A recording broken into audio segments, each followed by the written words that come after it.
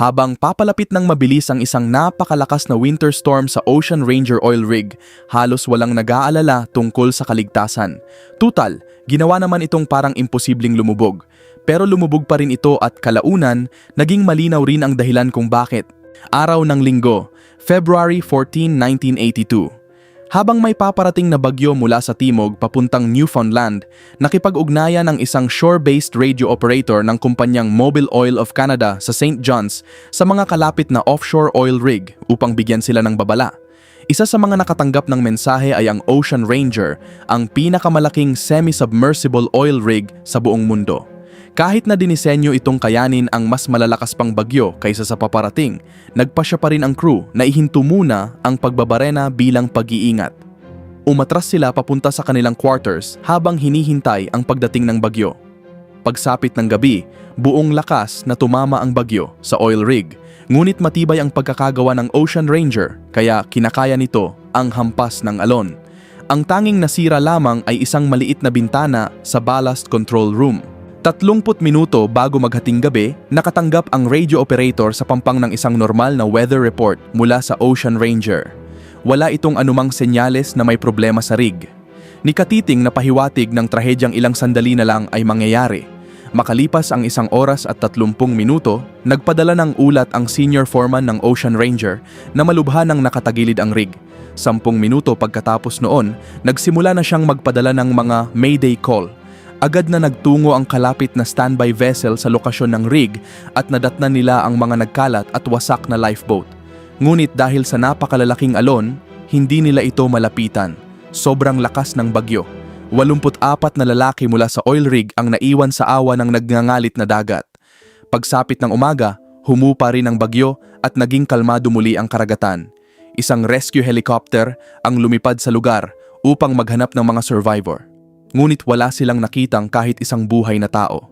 Naglaho ang buong oil rig, tanging mga anchor buoy na lamang ang lumulutang sa lugar kung saan dating nakatayo ang Ocean Ranger. Tinakpan ng dagat at ng bagyo ang halos lahat ng bakas ng trahedyang nangyari sa oil rig na ito. Pero bago tayo magsimula, kung bago ka pa lamang sa aming channel, mag-subscribe ka na para naman lagi kang updated sa mga ganitong uri ng video. Noong araw ng mga puso ng 1982, nagsasagawa ng drilling operation ng Ocean Ranger sa exploration well na J34 sa Hibernia Oil Field. Matatagpuan ito sa timog silangan ng Newfoundland sa Grand Banks Plateaus. Mayroong 84 na manggagawa noon sa rig at 56 sa kanila ay mga lokal na residente. Dahil kakaunti ang trabaho sa rehiyon at napakalaki ng kinikita sa oil industry, maraming kabataang taga Newfoundland ang nahikayat na magtrabaho rito. Bandang 8:00 ng umaga, nakatanggap ng storm warning ang mga manggagawa sa rig. Ayon sa ulat, inaasahang aabot sa 90 knots ang lakas ng hangin at posibleng magkaroon ng mga alon na aabot sa 37 feet o mahigit 11 meters ang taas. Nagsimula agad maghanda ang mga tauhan para sa paparating na unos. Bandang 4:30 ng hapon, itinigil nila ang drilling operations. Inalis at hinila pabalik ang drilling pipe. Pagkatapos ay bumalik na ang mga manggagawa sa kanilang quarters habang hinihintay ang pagdating ng bagyo. Bandang 7 ng gabi, isang napakalaking alon ang tumama sa kalapit na oil rig na Sedco 706. Ayon sa mga manggagawa roon, mas mataas ng sobra sa inaasahan ng alon. Umaabot umano ito sa pagitan ng 70 hanggang 80 feet o halos 20 hanggang 25 meters ang taas. Bagamat nagdulot ito ng kaunting pinsala sa istruktura ng rig, nakayanan pa rin ng Sedco 706 ang matinding bagyo. Isa pang oil rig na nagsasagawa rin ng drilling sa Hibernia oil fields, ang Zapata Ugland, ay tinamaan din ng parehong higanting alon ngunit hindi ito nagtamo ng seryosong pinsala. Ilang sandali matapos tamaan ang dalawang rig, umabot naman ang napakalaking alon sa Ocean Ranger na mas malaki pa kaysa sa mga naunang rig. Ito ang pinakamalaking semi-submersible oil rig sa buong mundo, kaya kahit 70 feet ng alon ay hindi dapat maging banta sa upper hull at drilling floor nito. Kumpiyansa rito ang mga manggagawa sa rig. Nakakabit ang Ocean Ranger sa posisyon nito gamit ang tigtatatlong matitibay na anchor cable sa bawat sulok, kaya madali nitong kinakaya ang malalakas at matataas na alon. Ang tanging pinsalang natamo nito ay ang pagkabasag ng salamin ng isang porthole sa ballast control room na matatagpuan sa isa sa mga starboard column. Isang radio operator mula sa kalapit na support vessel na Seaforth Highlander ang nakarinig sa radio communication at nasaksihan mismo ang insidente bandang alas 8 ng gabi. Sa loob lamang ng ilang minuto, naayos din ang pinsala. Tinakpan ng crew ang nabasag na porthole at nilinis ang mga bubog ng salamin. Ngunit ang tila maliit at simpleng insidenteng iyon ay nauwi sa mas malalang problema. Dahil nabasag ang salamin, pinasok ng napakaraming tubig dagat ang control room at nabasa ang ballast control panel. Dahilan upang magkaroon ito ng short circuit. Dahil ang panel na yon ang kumukontrol sa mga valve ng ballast tank, nagsimula itong magloko. Dahil sa short circuit, kusa nang bumubukas at nagsasara ang mga valve, dahilan upang mapunta ang tubig sa maling mga tangke. Mas malala pa rito, unti-unting napupuno ng tubig dagat ang ballast tanks. Kapag mas maraming tubig ang laman ng ballast tanks, mas lalong lulubog ang rig sa dagat at magiging mas vulnerable ito sa malalaking alon. Sinubukan ng senior ballast operator na si Donald Rathbone at ng kanyang assistant na si Dominic Dyke na kontrolin muli ang panel, ngunit tuwing hahawakan nila ito ay nakukuryente sila. Ang tanging paraan para mapigilan ni Rathbone ang pagluloko ng mga valve ay patayin ng tuluyan ang kuryente. Ngunit may isang malaking problema. Walang nakakaalam kung nasaan ang switch. Bandang alas 9 lamang ng gabi nang matagpuan ng elektrisyan ang tamang switch at tuluyang mapatay ito. Sa wakas, nakontrol din ang mga naglolokong valve. Pagsapit ng 9:06 PM, nakipag-ugnayan ang senior drilling foreman ng Ocean Ranger na si Jack Jacobsen sa kanyang mga kasamahan sa SEDCO 706 at Zapata Ugland upang alamin kung paano nila kinakaya ang bagyo. Ikinuwento niya ang nangyaring pagkabasag ng porthole, ngunit tiniyak din niyang normal nang gumagana muli ang ballast control equipment ng rig. Makalipas ang isang oras, inulit niya rin ang parehong ulat sa kanyang superintendent na si Merv Graham sa St. John's. Ang huling radio communication noong gabing iyon ay ang weather report na ipinadala ng Ocean Ranger sa pampangbandang 11:30 PM. Wala itong binanggit na anumang problema sa rig. Walang kahit anong palatandaan na makalipas lamang ang 1.5 oras, bandang 1:00 ng madaling araw, ay mapipilitan si Jacobsen na humingi ng tulong sa Coast Guard. Sa radio correspondence nila, iniulat ni Jacobsen na matindi na ang pagkakatagilid ng rig, nasa 8 hanggang 10 degree na itong nakayuko pasulong, at kailangan ng ilikas ang mga tao. Wala na silang magawa upang pigilan pa ang patuloy nitong pagkakatagilid. Unti-unti nang lumulubog ang rig kasama ang 84 na taong sakay nito. Habang palala ng palala ang pagkakatagilid bawat minuto, bandang 1:05 AM, nakipag-ugnayan si Jacobsen sa support vessel na Seaforth Highlander at humingi ng tulong. 5 minuto matapos noon, nakipag-ugnayan naman ang radio operator ng Ocean Ranger sa shore operator at pinakiusapan itong magpadala ng Mayday signal. Ang huling mensaheng natanggap mula sa rig ay dumating bandang 1:30 AM. Wala nang susunod pang radio communication mula sa Ocean Ranger at pupunta na kami sa lifeboat stations. Sa puntong iyon, halos 15 degree na ang pagkakatagilid ng rig at wala nang pag-asang maisalba pa ito. Nakasakay na rin ang buong crew sa mga lifeboat. Kahit matindi na ang pagkakatagilid ng Ocean Ranger, nagkaroon pa rin ng sapat na oras ang mga lalaki upang makasakay sa 3 fiberglass lifeboat, sapat para maisakay ang lahat ng personnel bago ito pinakawalan papunta sa nagngangalit na karagatan. Ang mga lifeboat na iyon ay may mga radio at espesyal na dinisenyo upang kayanin ang matinding panahon at nagyayelong dagat. Para sa crew, iyon na ang kanilang huling pag-asa para mabuhay, o kahit iyon man lang ang inaakala nila. Habang ibinababa ang mga lifeboat mula sa halos 60 feet na davits, hinampas naman ito ng napakalalakas na hangin na umaabot sa 80 knots. Dahil sa lakas ng hangin at sa matinding pagkakatagilid ng rig, paulit-ulit na bumabangga ang mga lifeboat sa gilid ng Ocean Ranger hanggang sa mabiyak at masira ang ilan sa mga ito, at lalo pang lumala ang sitwasyon nang makarating na ang mga lifeboat sa tubig. Nagkaproblema ang crew sa pagtanggal ng mga lifeboat mula sa mga kable at hook na nakakabit dito. Habang pilit nilang kinakalas ang mga ito, unti-unting napupuno ng nagyayelong tubig dagat ang mga lifeboat. Sa ganitong klase ng kondisyon, halos imposible nang mabuhay. Pagsapit ng 2:00 ng madaling araw, dumating ang support vessel na Seaforth Highlander sa lugar ng trahedya. Isang nag-iisang lifeboat lamang ang kanilang natagpuang palutang-lutang na may 8 lalaking sakay. Sa paligid nito ay nagkalat ang mga pira-pirasong bahagi ng wasak na lifeboat at mga iniwang life vest. Sinubukan ng Highlander na lapitan ang lifeboat, ngunit wala itong sapat na kagamitan para magsagawa ng aktwal na rescue operation. Kaya ang ginawa nila ay inilapit na lamang ang barko hanggat maaari habang sinusubukan ng mga survivor na abutin ang gilid ng barko. Ngunit halos imposibleng gawin iyon sa gitna ng nagngangalit na dagat. Habang pilit nilang sinusubukang makarating sa likurang bahagi ng barko, isa-isang nahulog sa nagyayelong tubig ang mga survivor mula sa lifeboat. Walang ni isa man sa kanila ang nailigtas. Makalipas ang 30 minuto, dumating ang unang rescue helicopter. Ngunit sa oras na iyon, lahat ng 84 na lalaki mula sa Ocean Ranger ay nakitil na dahil sa hypothermia at pagkalunod. Makalipas pa ang 1 oras, bandang 3:38 AM, tuluyan nang nawala sa radar ang Ocean Ranger. Kinabukasan, kahit pa nagsagawa ng aerial search ang mga helicopter at dumating ang iba pang rescue vessel sa lugar, wala silang natagpo ang kahit anong malinaw na bakas ng trahedya. Tanging mga anchor buoy lamang ang lumulutang sa tahimik ng dagat. Sa mga sumunod na araw, nakarecover ang search and rescue teams ng 22 katawan mula sa dagat. Lumabas sa pagsusuri na lahat sila ay nakitil dahil sa matinding lamig at pagkalunod. 64 na katao naman ang hindi na kailanman natagpuan. Lahat sila ay nakitil habang tinatangkang tumakas mula sa isang oil rig na itinuturing noon na imposibleng lumubog. Hindi maintindihan ng mga opisyal ng Mobil Oil at ng mga pamilya ng mga biktima kung paano nangyari ang ganitong klaseng trahedya. At kalaunan, lumabas na nagsimula pala ang lahat sa isang simpleng nabasag na porthole. Nang ilunsad ang Ocean Ranger noong 1976, buong pagmamalaking ipinakilala ito bilang pinakamalaking semi-submersible oil rig sa buong mundo. Isang rig na halos imposible raw palubugin.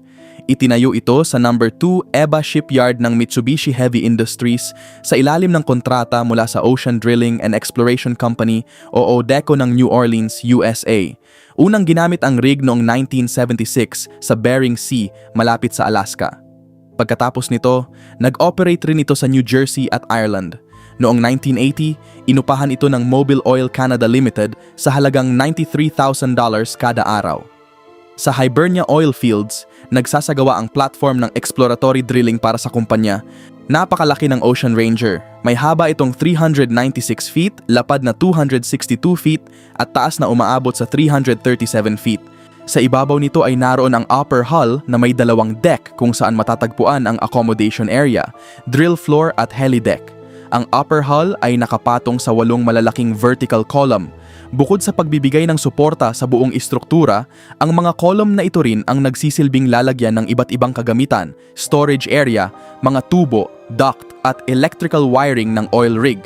Sa ikatlong starboard column matatagpuan ang ballast control room, habang sa bawat stern column naman ay may elevator na nagdurugtong sa upper hull papunta sa mga puntoon. Ang buong istruktura ng rig ay sinusuportahan pa ng karagdagang framework ng braces at trusses upang mas maging matibay ito laban sa malalakas na alon at hangin. Ang Ocean Ranger ay isang semi-submersible na uri ng oil rig. Ibig sabihin, hindi ito direktang nakatayo sa ilalim ng dagat kundi nakalutang sa 2 malalaking puntoon. Ang mga puntoon na ito ay mayroong 16 na tangke na nagsisilbing imbakan ng ballast water. Sa pamamagitan ng pagpasok at pagpapalabas ng tubig sa mga tangkeng ito, nakokontrol ang taas at balanse ng oil rig sa dagat. Ang buong prosesong ito ay kontrolado ng isang sistema ng mga pipeline na konektado sa mga pump at tangke, kasama ang remotely operated valves na minamanmanan mula sa ballast control room na matatagpuan sa ikatlong starboard column. Bukod dito, bawat puntoon ay mayroon ding pump room at propulsion room sa hulihang bahagi nito. Ngayon, ang malaking tanong, paano nalunod ang isang napakalaking oil rig na may bigat na 25,000 na tonelada dahil lamang sa isang sirang porthole na 12 pulgada ang lapad? Ang totoo, ang nabasag na porthole lamang ang nagsimula ng sunod-sunod na pangyayari na pinalala ng pagkakamali ng tao. Mga desisyong kalaunan ay nagtulak sa Ocean Ranger papunta sa kapahamakan. matapos mabasa ang ballast control panel at magsimulang magloko ang mga valve ng ballast tanks. Pansamantalang nakontrol ni Rathbun ang sitwasyon nang patayin niya ang kuryente. Ngunit bandang hating gabi, muling binuksan ng crew sa ballast control room ang power supply. Inakala nilang natuyo na ang control panel, kaya gusto nilang alisin ang tubig sa ballast tanks upang may angat muli ang upper deck ng rig at mailayo ito sa malalaking alon. Sa kasamaang palad, iyon ang naging nakamamatay na desisyon. Sa muling pagbukas ng kuryente, nagsimulang magloko muli ang mga valve at pinayagan nitong pumasok ang napakaraming tubig dagat sa mga tangke sa unahang bahagi o bow tanks. Dahil dito, nagsimulang tumagilid ang rig pakaliwa sa harapang bahagi nito. Nang mapagtanto ni Rathbun ang nangyayari, sinubukan niyang manumanong isara ang mga valve sa pagitan ng ballast tanks sa unahan at ng pump room sa hulihan, ngunit nabigo siya. Sa desperasyong maitama ang sitwasyon at mapigilan ang patuloy na pagkakatagilid ng rig, pinaandar niya ang pump para palabasin ang tubig mula sa unahan. Ngunit may isang mahalagang bagay na hindi niya naisip o marahil ay dapat niyang nalaman bilang senior ballast operator. Ang pump pala ng rig ay isang suction pump. Dahil umaasa lamang ito sa atmospheric pressure, halos hindi nito kayang magbomba ng tubig na mas mababa kaysa sa lokasyon nito. At iyon mismo ang nangyari habang patuloy na tumatagilid ang rig. Habang lalong lumulubog ang unahang bahagi ng Ocean Ranger, mas bumababa rin ito kumpara sa hulihan kung saan nakalagay ang pump. Sa halip na makatulong, kabaligtaran ang naging epekto nito. Dahil bukas pa rin ang mga valve, mas marami pang tubig ang pumasok sa bow tanks. Kung tutuusin, mas mabuti sanang inuna ni Rathbun na palabasin muna ang tubig mula sa ballast tanks na mas malapit sa pump room. Sa ganitong paraan, unti-unti sanang babalik sa tamang balanse ang rig at magiging posible rin na alisin ang tubig sa mga tangke sa unahan. Ngunit bago pa nila maitama ang sitwasyon, dumating ang huling dagok sa Ocean Ranger. Habang patuloy na tumatagilid ang buong istruktura, inabot na ng napakalalaking alon ang dulo ng corner column sa port bow. Doon nagsimulang pumasok ang tubig dagat sa loob ng hollow column sa pamamagitan ng isang chain locker opening. Libu-libong galon ng tubig ang mabilis na bumaha sa loob ng column, dahilan upang lalo pang lumala ang pagkakatagilid ng rig. Walang kaalam-alam sina Rathbun at ang kanyang crew sa nangyayaring ito dahil ang Ocean Ranger ay walang flooding sensors sa mga column nito. Nang umabot sa 15 degrees ang pagkakatagilid ng rig mula sa normal nitong posisyon, dumating na ito sa puntong wala nang balikan. Sa loob lamang ng 3.5 oras, tuluyan nang lumubog ang pinakamalaking semi-submersible oil rig sa buong mundo.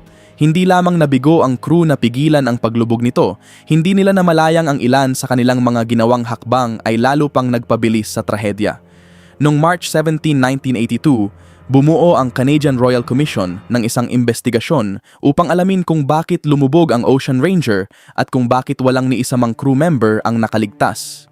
Sa loob ng 2 taon, nagsagawa sila ng malalimang investigasyon. Kinapanayam ang mga saksi, nirecover ang mahahalagang bahagi ng rig mula sa ilalim ng dagat at nagsagawa ng iba't ibang pag-aaral upang maintindihan ang tunay na sanhi ng trahedya. Sa kanilang naging konklusyon, lumabas na bukod sa ilang seryosong depekto sa disenyo ng rig, tulad ng kawalan ng watertight hatches sa mga porthole at chain locker, lubos ding pinabayaan ng Mobil Oil at Odeco ang kahalagahan ng emergency training at kaligtasan ng mga manggagawa. Kulang ang Ocean Ranger sa maayos na life-saving equipment at hindi rin alam ng mga manggagawa kung paano gamitin ang kakaunting kagamitan na mayroon sila. May ilang dating manggagawa pa ng Ocean Ranger ang nagsabing hindi sila nakatanggap ng tamang evacuation training. Ang mga bihirang training session na ginagawa noon ay kadalasang ginaganap lamang tuwing linggo ng hapon at hindi seryosong tinatrato. Natuklasan din ng komisyon na ang mga taong inatasang magpatakbo ng ballast control system na napakahalaga para sa stability ng semi-submersible rig ay hindi kinakailangang magkaroon ng formal na training ayon sa umiiral na regulasyon. Sa madaling salita, posibleng naiwasan sana ang trahedya kung mas mahusay at mas handa ang crew. Bilang tugon sa ulat ng komisyon, nagpatupad ang gobyerno ng Canada ng mga bago at mas mahigpit na regulasyon para sa operasyon ng mga oil rig. Kabilang dito ang paglilipat ng ballast control rooms sa mas mataas at mas ligtas na lokasyon, pati na rin ang paggamit ng mas simpleng ballast control systems upang maiwasan ang komplikasyon kapag may emergency. Ginawa ring mandatory ang formal na training para sa lahat ng ballast operators. Kasabay nito, mas pinahigpit din ang mga patakaran tungkol sa kaligtasan ng mga manggagawa at emergency preparedness. Pinahusay ang mga lifeboat launching systems at ipinakilala bilang mandatory equipment ang mga immersion suit. Ang mga espesyal na suit na ito ay dinisenyo upang protektahan ang isang tao laban sa hypothermia kapag napunta siya sa malamig na tubig ng matagal, isang bagay na wala ang crew ng Ocean Ranger noong gabing nangyari ang trahedya. Bukod pa rito, bawat manggagawa sa oil rig ay kinakailangang sumailalim sa emergency evacuation training at matutong gumamit ng life-saving equipment. Ngunit kahit na ipatupad ang lahat ng pagbabagong ito, hindi pa rin nito napawi ang sakit na naramdaman ng mga pamilya ng mga biktima. Marami sa kanila ang nagsampa ng kaso laban sa Mobil Oil at Odeco dahil sa kapabayaan sa pagbibigay ng tamang training at sapat na life-saving equipment, mga pagkukulang na nauwi sa pagkakitil ng 84 na manggagawa. Sa huli, nauwi rin sa settlement ang mga kaso at nagkaroon ng compensation package na nagkakahalaga ng $20 million. Ngunit nakakalungkot isipin na hindi nagtapos sa 84 ang bilang ng mga nakitil dahil sa Ocean Ranger. Noong June 1983, kumuha ang gobyerno ng Canada ng isang kumpanya upang iahon muli ang rig at ilubog ito sa mas malalim na bahagi ng dagat dahil nagiging panganib na ito sa mga dumaraang barko. Sa operasyon na yon, 3 pang diver ang nakitil. 2 sa kanila ang nakitil dahil sa underwater explosion, habang ang isa naman ay tinamaan ng bumagsak na bagay. Sa wakas, noong August 1983, tuluyan nang inilubog ang Ocean Ranger sa kailaliman ng dagat. Ngunit naiwan nito ang dalamhati ng mga pamilya ng 84 na manggagawa at ang alaala ng isang trahedyang dulot ng matinding kapabayaan ng tao.